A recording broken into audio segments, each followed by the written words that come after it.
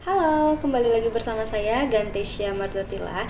Kita kembali sharing kesehatan. Jangan lupa yang baru join untuk subscribe, untuk mendukung dan mensupport channel ini supaya bisa lebih bermanfaat lagi. Dan jangan lupa untuk berkomentar jika ada kritik dan saran, like dan share. Siapa tahu di luar sana ada yang membutuhkan informasi ini.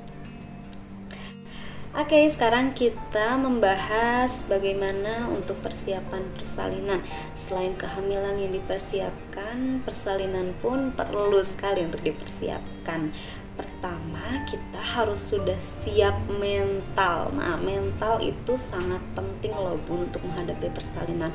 Selain di kehamilan, banyak sekali ketegangan dan kekhawatiran, apalagi saat menghadapi persalinan. Justru kekhawatiran dan ketegangan itu semakin meningkat. Nah, ini perlu dirilis, perlu dibawa tenang, bawa enjoy ya, karena knowledge is power. Jadi pengetahuan adalah kekuatan.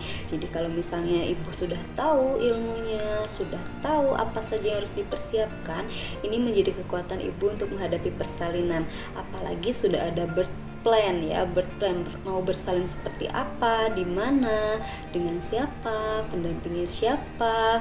Misalnya tidak ingin ada robekan, tidak dijahit, dan ibu bayi selamat, sehat, banyak sekali birth plan-nya. Dan itu perlu sekali dipersiapkan ya.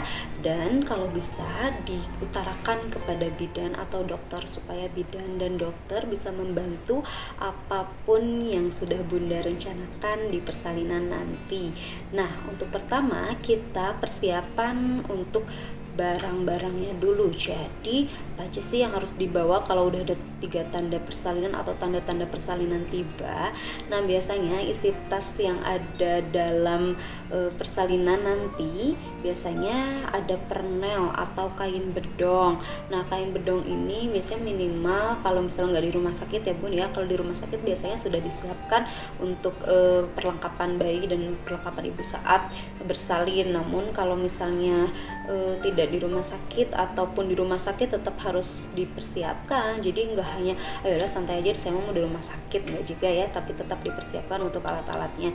Biasanya kain bedong. Nah, pernel ini biasanya digunakan saat bersalin minimalnya itu 3. Nah, apalagi kalau ibunya mau menginap nanti berarti harus lebih banyak pernel ya Bun ya. Terus baju bayi, baju ibu, terus ada pampers bayi, ada pembalut ibu, terus ada popok bayi gitu, terus ada samping, baju ganti.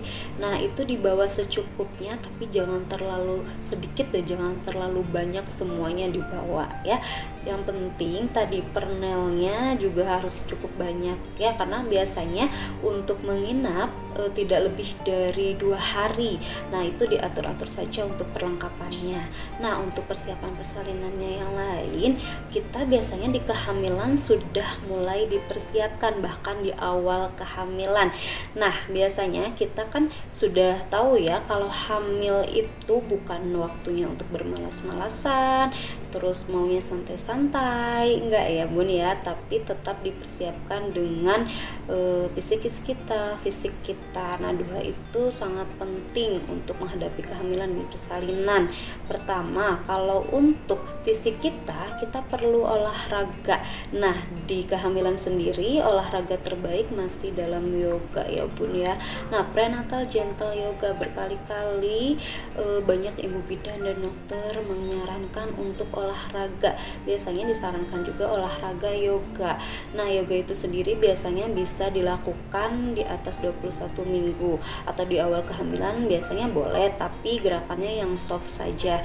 Nah, jadi jika ada kelas yoga diikutin kelasnya, atau misalnya nggak keburu nih, nggak ada tempat untuk buat nggak ada yang buka yoga, kelas yoga, boleh di YouTube sudah banyak, boleh diikutin kelasnya. Yang penting tidak mager ya Bun ya, tidak malas gerak gitu. Terus yang lainnya adalah persiapan mental. Mental itu adalah salah satu yang penting juga untuk menghadapi persalinan. Kalau kitanya sudah banyak khawatir, kitanya takut, kitanya tegang, gimana nanti saat bersalin. Nah, ini harus sudah dirilis ya. Meskipun memang persalinan yang baru pertama kali belum dialamin, biasanya memang sudah banyak yang banyak ketakutan, tapi jangan dibiarkan begitu saja. Apalagi ada omongan-omongan tetangga atau yang lain yang membuat menjadi kepikiran gitu. Nah, itu dibuang dulu. Bahkan kalau misalnya ada keraguan, boleh tanyakan ke bidan atau dokter ya, tentang mitos-mitos atau tentang apapun yang membuat Bunda menjadi khawatir dan tegang. Oke, untuk segitu saja untuk persiapan persalinan. Nanti saya akan lebih lagi membahas tentang persiapan persalinan. Untuk itu persalinan dan kehamilan, persiapan persalinan dan kehamilan saya akan lebih bahas lagi. Jangan lupa untuk subscribe, like, comment, and share. Terima kasih sudah menyimak.